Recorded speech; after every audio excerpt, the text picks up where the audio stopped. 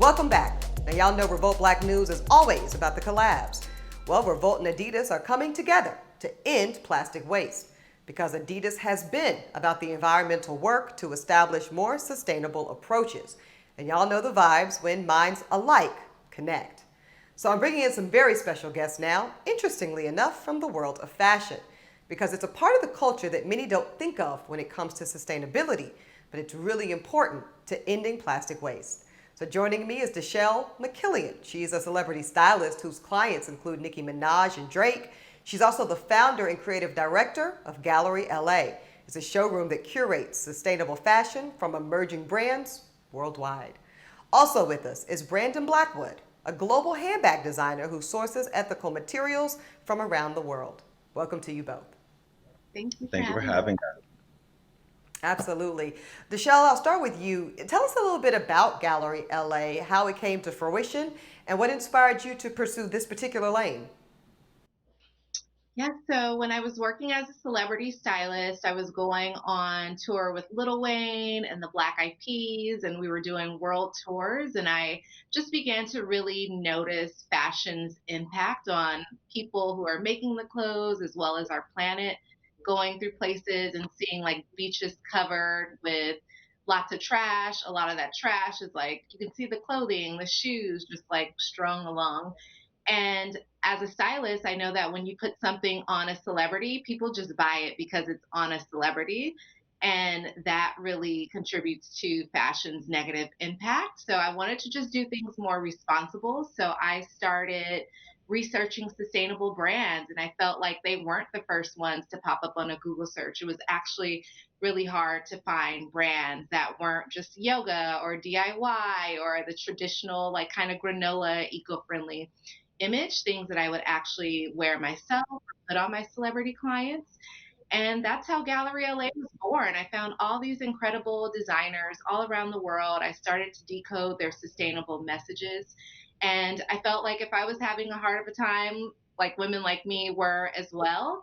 And in 2015, I launched the Gallery LA platform. We started off as a blog to highlight sustainable brands, just so people began to become introduced, and then built a lot of traction and launched the e-commerce store a year later. Yeah. Good, good. We love to hear that. Now, Brandon, you have definitely traveled the world to source out really the most ethical materials. Why did that become important to you? And why is it so important that you implement the use of things like vegan leather in your handbags?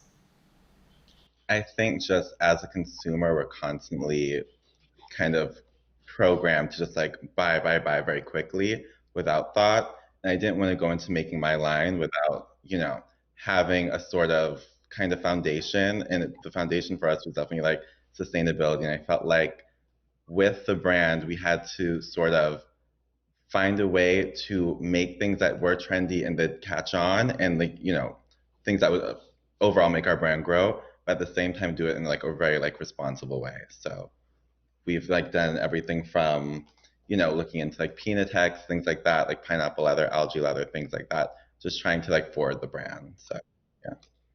Well, that sounds delicious, actually. Let me ask you this. When people think about sustainability, a lot of folks start thinking it's pretty expensive, right? And they get kind of concerned about the affordability of it.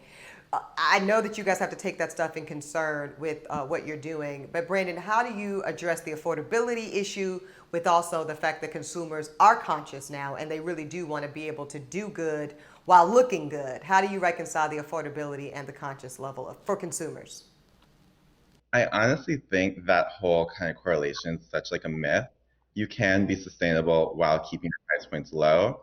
With us, we do like a lot of high volume sales. Like our normal drops normally sell in like within 5, 7 minutes. We're selling like thousands of units, but to keep it, responsible. It for us, we focus more on like the quantities that we're making. We don't want to ever overmake things that are going to end up, in a third party kind of store like a Marshalls or something. We always make it to like meet our consumers like demand. So that for us, that's like kind of what we do. I understand that, even the most responsible materials may end up as waste one day. So I think the focus for us is making sure that we are supplying the perfect amount of items for our demand, but also using materials that will degrade like way quicker than something that's going to take like, 100, 700 years. So That makes a lot of sense. And the long-term effect of that, I mean, it's just unimaginable. My goodness.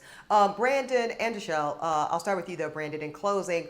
So what are some things, some tips, practical things we can each do in our daily lives to make sure that we are combating the waste, the plastic waste situation? I mean, there's so many different things you can do. I know for one, just like it seems so simple, but a reusable water bottle, just using one really kills like the amount of waste you're going to be producing from like always having multiple. It's something super easy, super like, very easy to like adapt to your daily life. And I think just something as simple as that can really help. Indeed. Dechel, do you have some tips for us? Yes, the straws.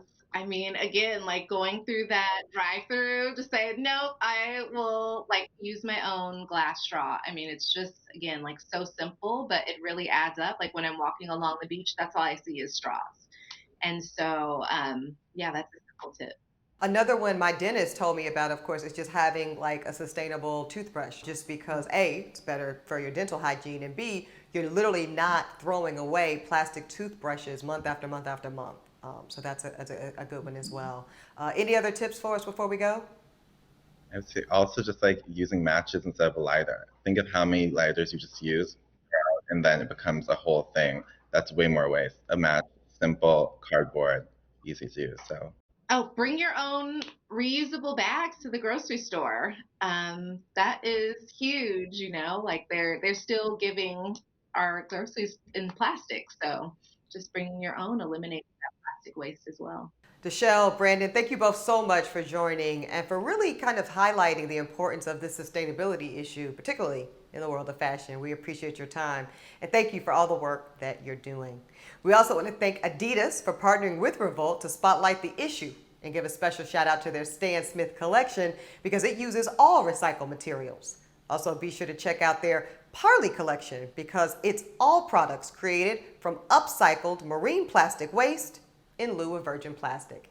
And you can visit adidas.com/US/Parley to browse all their amazing sportswear that's used from Parley Ocean Plastic. Now, aside from this dope conversation, Dechel actually let our crew stop by for a special tour of her showroom. Let's check it out.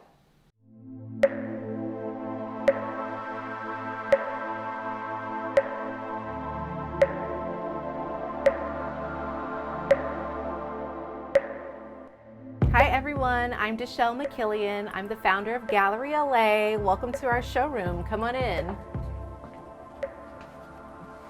At Gallery LA, we curate all sustainable brands to just make it really easy to shop your values. I really love Grace Made and Conrado. Both of these brands use dead stock fabrics, which are normally discarded from extra surplus from other brands, and these brands take the opportunity to create new pieces out of fabric that would normally be thrown to the landfills.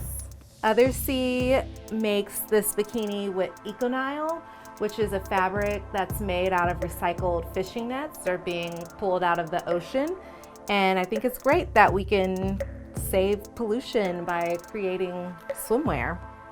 I really love the brand Rupa House because they work with artisans in Indonesia, and this garment is all handmade and it's naturally dyed with plants. This is another Grace Made piece that's made with dead stock fabrics, which it's in super limited edition, so you won't be able to get it after it's gone. Thanks everyone for checking out the Gallery LA showroom with me. I hope you're inspired to start your sustainable shopping journey. Use the Good On You app. It rates some of your favorite brands on how sustainable they are. You can also go to Swap Society and get into swapping clothes with your friends, family, strangers. And thanks again. Now back to you, Eboni.